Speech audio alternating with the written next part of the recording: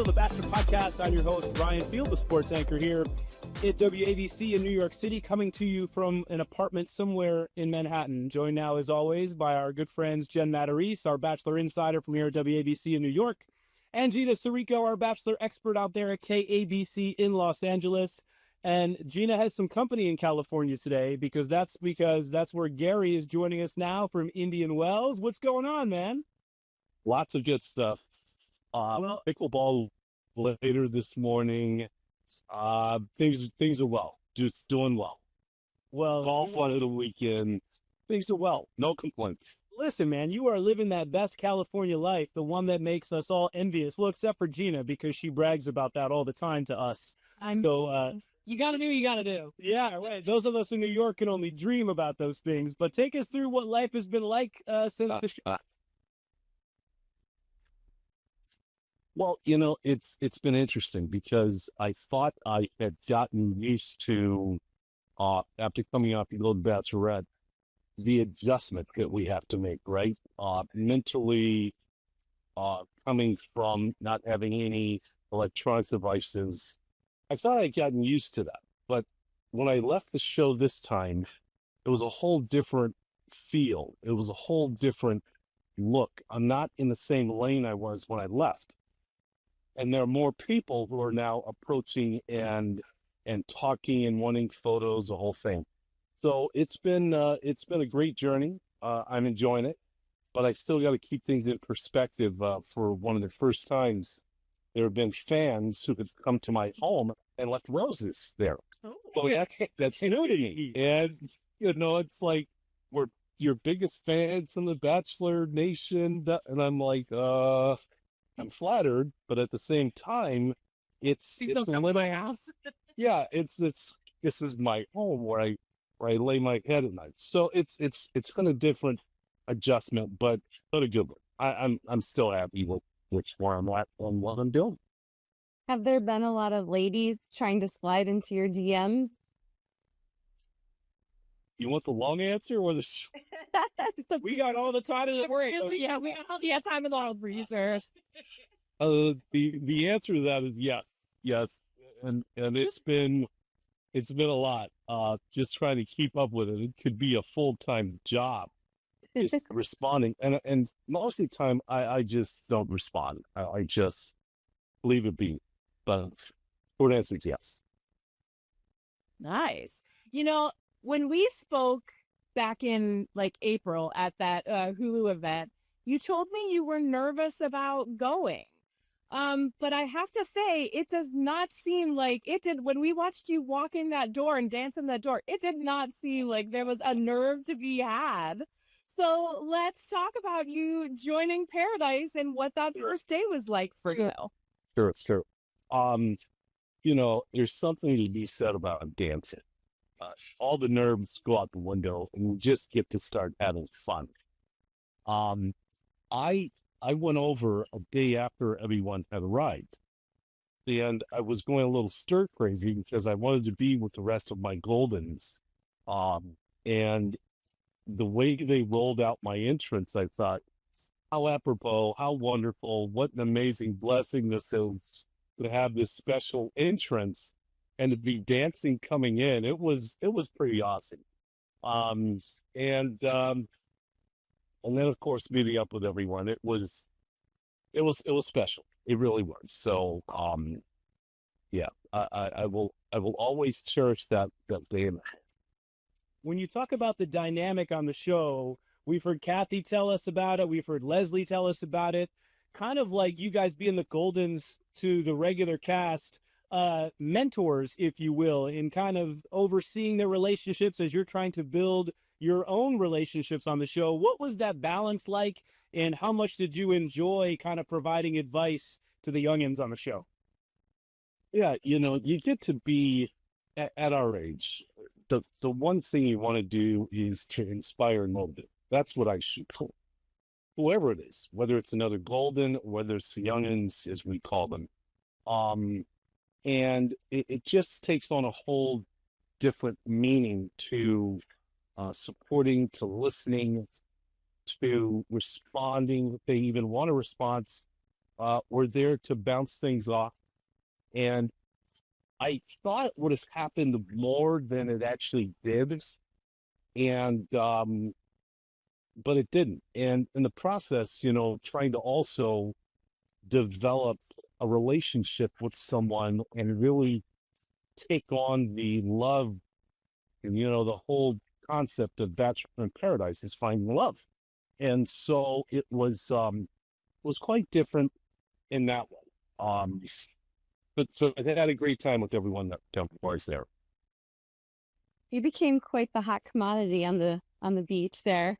And I think, you made a nice connection with Leslie.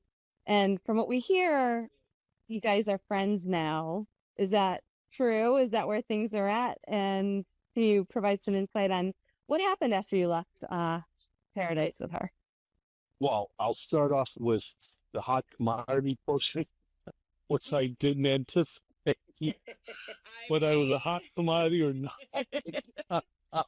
It took on a whole nother life onto itself, right? And just trying to be a nice guy, just trying to be me, not realizing that, I was the one that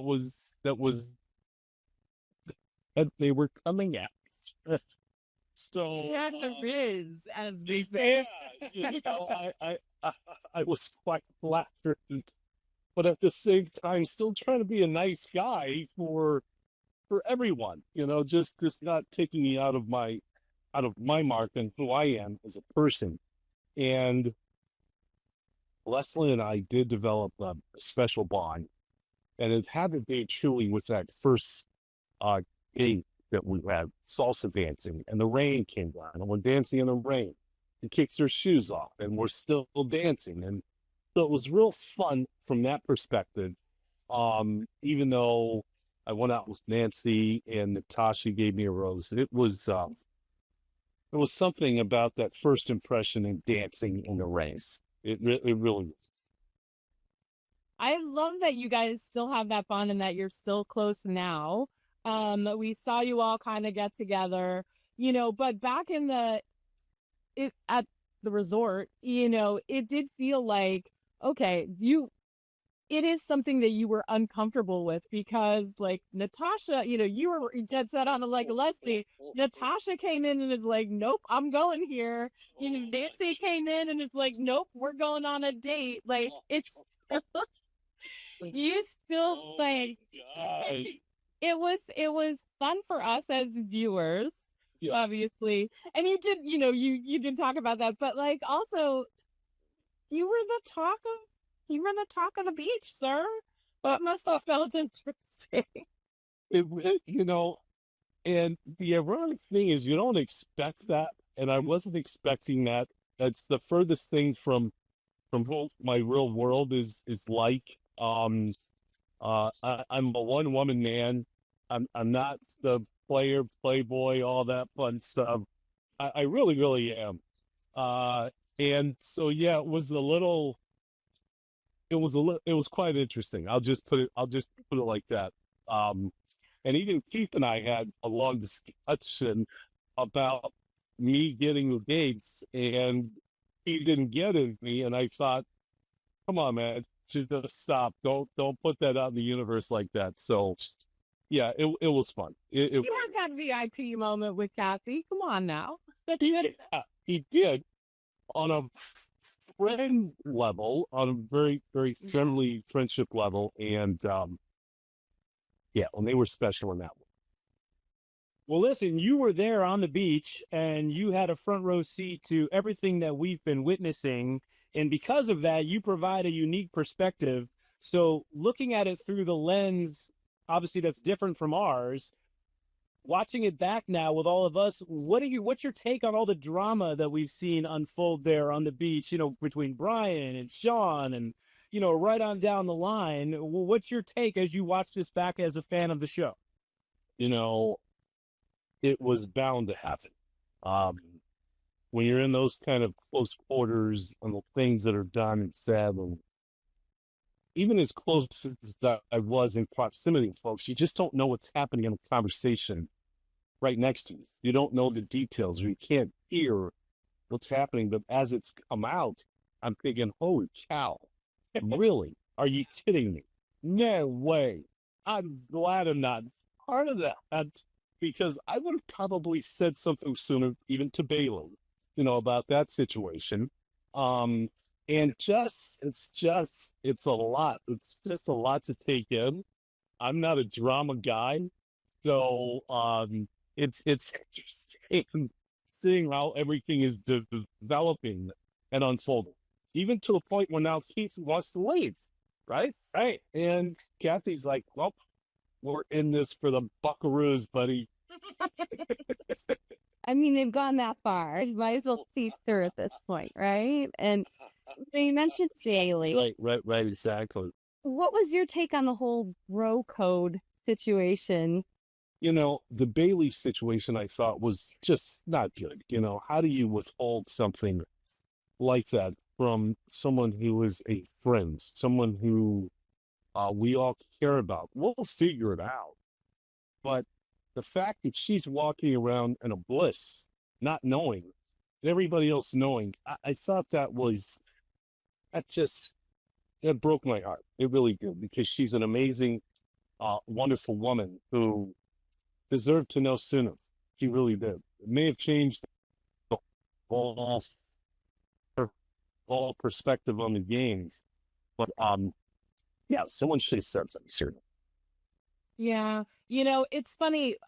We've been talking about it all season, and, we say it basically with every episode. Like, I wish that the young ones would have come to the Goldens for advice. If Jeremy would have come to you and said, hey, this is what's going on, what would you have told him?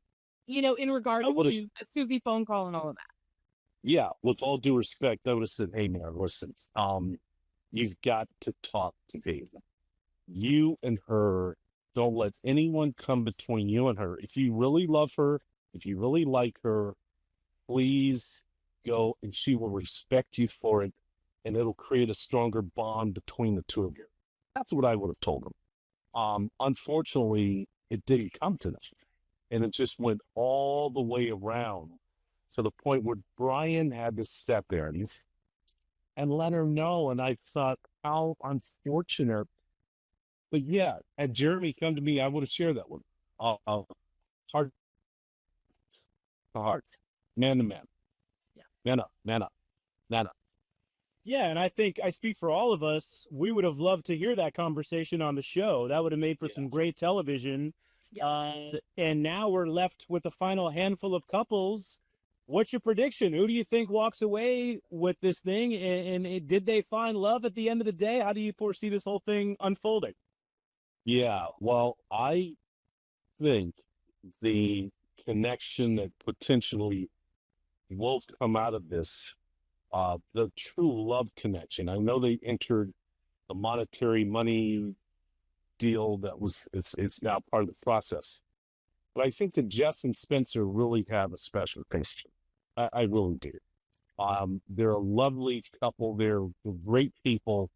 But that's who I'm voting for. I hope they come out on top. Do you think it was a mistake for the show to bring money back into the equation? Would you liked it to be just about love? Or do you think that maybe it creates some fun conversations and things that people need to discuss to really know each other? I think it's both. I think the love, which is why we're there initially, would have made a huge difference carrying that through, bringing the money and monetary issue into it. Forced us to get to know one another. I thought that was good. So the combination of the two is good. But the love part, I think, really, that's Bachelor in Paradise. That's Bachelor in Paradise. Throwing the money out there, it changed things a lot. It really did. But I thought they did good with the challenges and all the fun things that we did, including the gambling.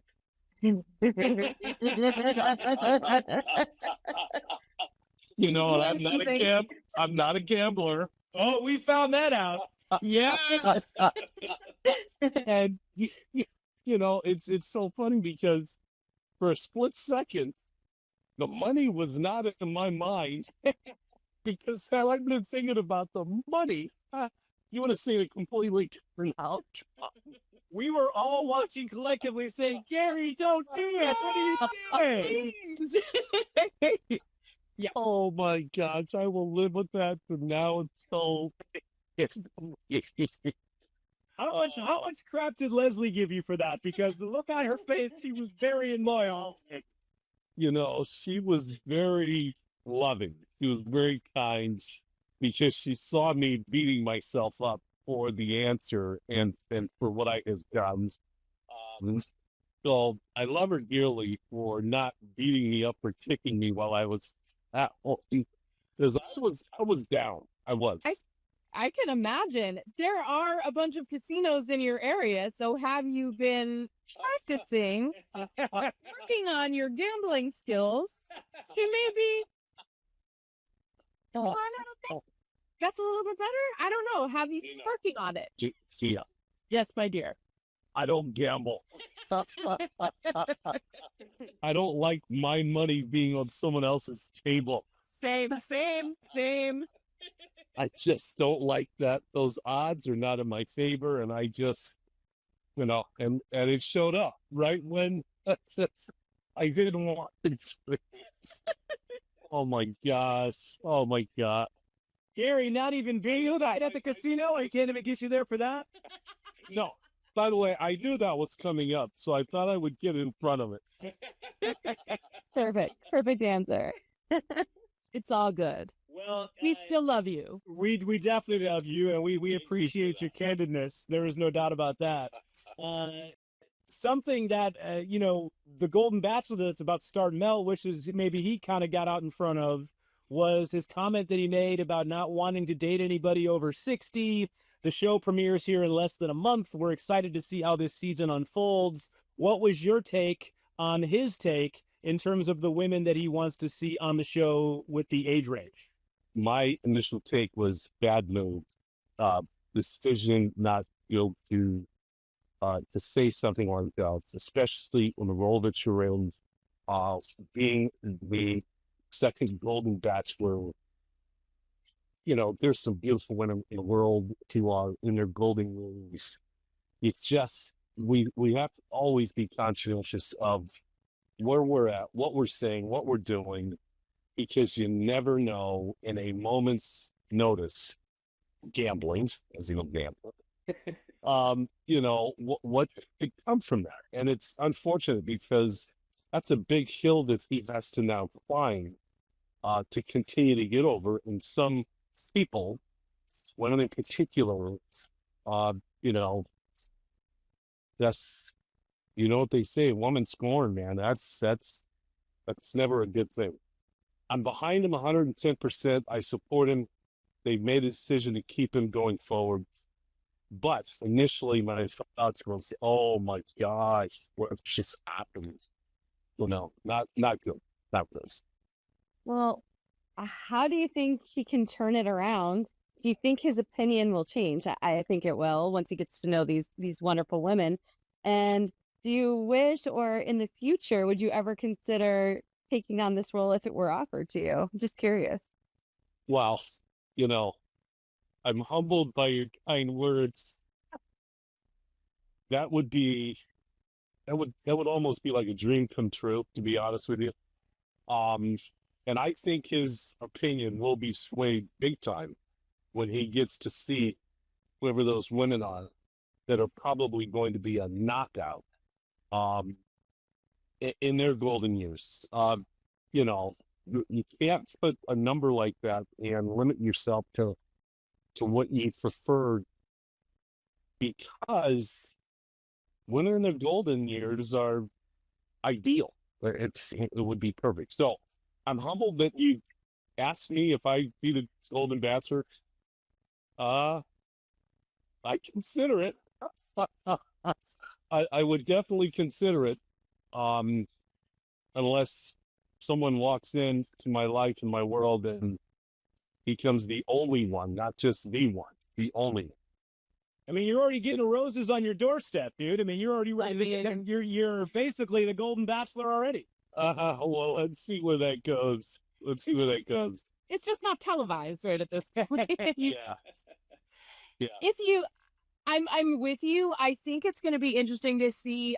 I'm hoping that, like, look, everyone kind of knew that these comments were made. So I'm hoping that, once the ladies start to arrive in the limo, that he addresses it like up front, and that's my hope for that. And that everyone can, there's that whole, social media thing. We listen and we don't judge. So I'm hoping that maybe that's the case and that we won't judge. And I'm going to have to do the same myself. We're all kind of in that same thing. If they were to ever ask you to be the Golden Bachelor, what would your criteria be? What is the woman what does the one look like to you? Okay. So, I might be getting close to finding my one and only. Hey, But Excuse me? the criteria is we'd have to be equally yoked with our religion. It's something that's big on my plate with my faith as a Christ-like and godly woman. I want a woman who, when she enters the room, the furniture shifts and goes her way, right? I love this. Someone who has a cause that I can get behind and support, not just supporting me at the things I'm into and doing. And I think that's important because the more that we both can have that kind of lifestyle, including an active one, pickleball, hiking, I golf, if they golf, all the better. So those are just some of the criteria I think that I would enjoy having next to me on my arm as I walk down the beaches of the globe, holding hands, watching sunsets.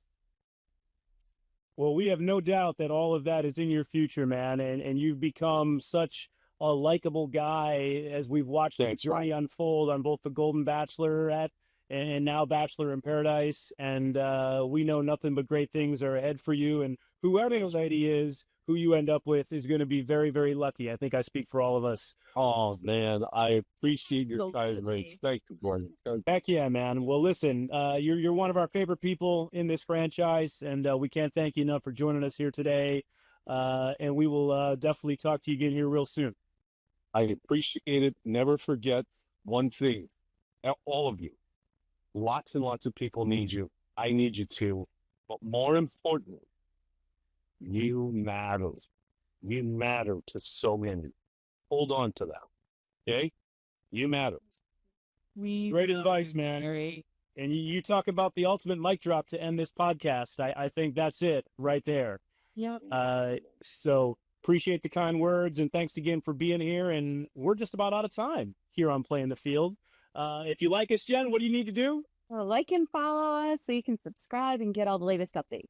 We've got the series. You go to Gary's house. Please. Next time, maybe get a good baker's dozen roses out here. Don't go to Gary's. Yeah, I like it. Listen, we got the series finale of Bachelor in Paradise coming up on Monday. So much to talk about. The Golden Bachelor premieres September 24th, so lots of good content coming your way. For Gary and Gina and Jen, I'm Ryan. We'll see you next time on Playing the Field.